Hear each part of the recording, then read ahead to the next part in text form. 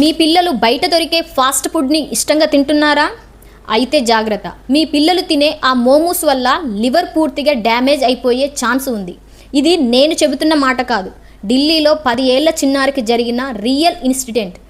ఢిల్లీలోని బురారికి చెందిన తాన్యా అనే చిన్నారి పేరెంట్స్ డ్యూటీకి వెళ్ళిన టైంలో తాతయ్య దగ్గర డబ్బులు తీసుకొని రోజు మోమోస్, చిప్స్ లాంటివి జంక్ ఫుడ్ తినేది. కొన్నాళ్ళకి ఆ పాపలో మెమొరీ లాస్ మొదలైంది. నీరసంతో నడవలేని స్థితికి చేరిపోయింది. తీరా హాస్పిటల్లోకి వెళ్తే తెలిసిన షాకింగ్ నిజం ఏంటంటే ఆమె లివర్ దారుణంగా డ్యామేజ్ అయింది.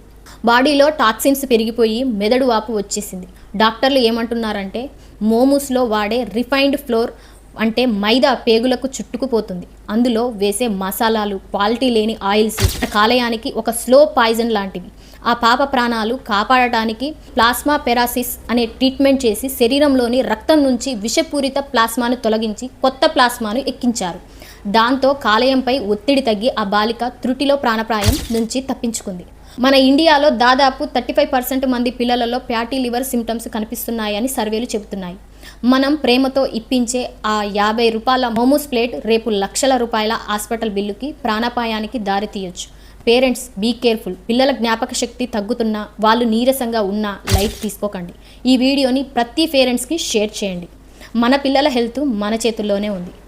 ఈ వీడియో కనుక మీకు నచ్చినట్టయితే తప్పకుండా లైక్ చేయండి. ఇలాంటి ఇన్ఫర్మేషన్ వీడియోస్ కోసం మన ఛానల్ని ఇప్పుడే సబ్స్క్రైబ్ చేసి సపోర్ట్ చేయండి. Thank you for watching.